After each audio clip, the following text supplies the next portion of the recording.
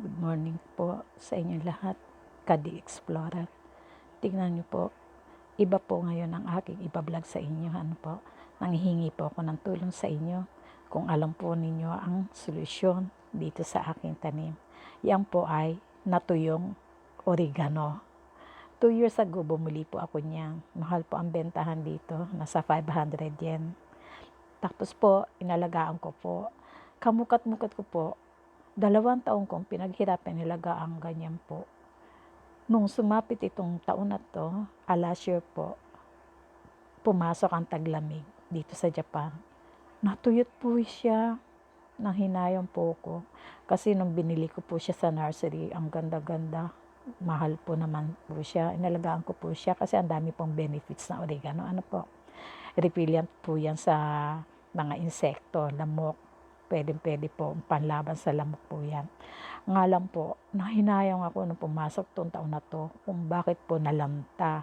Unti-unti nalanta na po siya. Malamig po kasi dito sa Japan, winter po, nalanta po siya. Kamukat-mukat ko, nag-brown na po ang mga puno. Wala na po ako nakitang green. Ay, nahinayang po ako. Kaya last week po, pumunta ulit po kami ng nursery. Nagkataon po, spring na ngayon. Itong taon na to, pumasok ko na ang spring, April. Malamig, mainit. Bumili po ako ng bago. Ayan po yan, pinakikita ko po sa inyo. Sana po ma-advise po ninyo ako. I-comment nyo lang po kung paano ko po mapapanatiling malusog at mapahaba ang buhay ng oregano ko. Nanghihinayang po kasi ako pang-apat ko na po yata itong bili ng ng oregano sa nursery. Hindi po siguro maganda ang lupa. Hindi ko rin po alam kung bakit. Ginawa ko naman po ang lahat. Kaya lang hindi ko pa talagang mapanatiling buhay ang oregano ko. Ayan po. Siguro nakikita nyo kung paano siya nalanta. Wala na po talagang pag-asa. Wala na akong makitang green sa puno. So, ang ginawa ko, makikita nyo po sa na yan. Ayan. Panghinayang kasi bili ka po ng bili para sa garden mo magkaroon ka ng mga na panlaban sa mga insekto dito sa loob ng bahay, lalo po pag tag-init. Nakaka-discourage, napagod na po ako bibili. Ito po, binili ko po yan last week. Maganda po malamig-lamig pa rin po sa labas, hindi pa pwedeng ilabas sa mga herbs sa bakuran. So, nandito po siya sa loob ng bahay ko. Pinaisikatan ko po ng araw. Ayan. Maganda naman po siya sa ngayon. Pero, tingnan niyo po, pinaikot ko ang pot. May lumalabas na po. Mga dilaw-dilaw na dahon. Hindi ko naman po siya pwedeng diligan. Dahil nga din po sa yung bang madali yatang matunaw ang puno. Hindi ko po siya dinidiligan ng medyo okay pa po yung niya, green. Kasi kabibili ko pa lang yan last week. Pero nag-uumpisa na naman po siyang manilaw-nilaw. Hindi ko po alam kung anong gagawin ko. Kasi po, may iba na naman ang kulay niya. Naman po, advice po naman sa akin. Ayan po, pinaikot-ikot ko na naman ang aking pot. Nag-umpisa na po ang manilaw. Siguro, ayan. Yung kulay na yan. Madilaw-dilaw na po. 400 yen. Nag-uumpisa na naman po siyang Ikukumpara po sa peso maglagas ng dahon. Pero kung dito sa Kung Japan, sa 400 yen. Yan. kung sino po ang nakakaalam, hingi po ng advice niyo. Alam ko naman po yung maraming mga veteranan sa pagtatanim, lalo na po sa herbs. Nakakainis naman. Hindi po ako sanay magtanim. Trying hard lang po ako. Sana po mabigyan niyo rin po ako ng advice. Baka gusto niyo naman po. Yan po. Diba ang ganda-ganda ng kulay niya, green na green. Tapos dito ko po siya nilagay sa loob po ng bahay ko.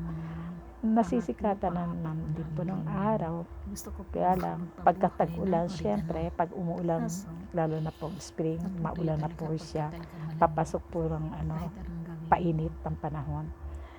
Umuulan-ulan po, hindi ko po mailabas agad kasi malamig sa labas, lalo pagdating sa gabi, Ayan. lalo po sa umaga, may hamog, malamig po Itong yun.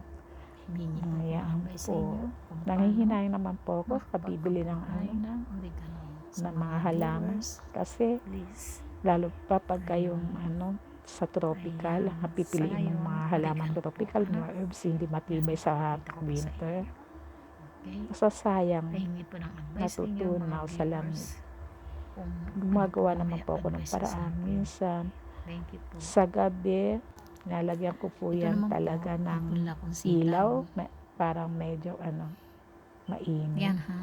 Punlang Nalalanta sitaw. pa rin Tatlo po. ang punla Ito ko. naman, nagpunla ako ng Hindi ko po sitaw. alam kung mapapatuloy Salamat ko siya. naman at Hindi ko nakabuhay pa po ako siya yata nilalabas ng sa 2 o loob- sa labas 3. ng bakura ko. 3 punla. Dito po sa loob ng bahay ko, Nabuhay pinunla ko yata. yan. So, Ito naman next po, month, sana May, dire-diretso baka mabuhay na siya. lumago siya. Mahirap Ilabas ko bumili na po siya ng mga punla dito sa aking Japan. bakuran. Wala po Gagawa mga pa po ako ng yung pagka mga halaman na po yan. tag-init. Mahirap po itong terrace, punla, yun, buto o ng vertical sitaw.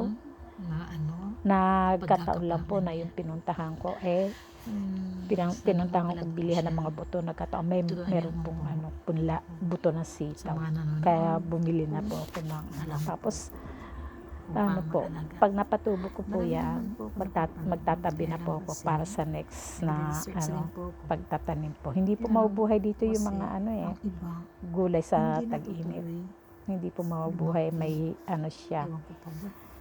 may Ginagawa ko nga po lahat. pa Siguro, po yan. gawa po sa May sa- hangganan ng sa- pagtatanim ng mga gulay sa sa soil. tag-init. Hindi po Mga tulad sa Pilipinas na Hindi po ako aabutin ka expert ng yan taon. Katulad ng talong, di po Try ba hard umabot ng Pero taon nawa, para lumaki ang mabuhay at sitaw. Oo. bunga. Dito po sa Japan, Yan, malaki maiksi ang na. panahon, maiksi ang buhay Ayun ng po, mga tanim dito, So, ng talong, ng Ang okra. una pong Ito sitaw po, hindi ko po alam kung problema ay ang aking mapapabuhay ko oregano po yan. herb.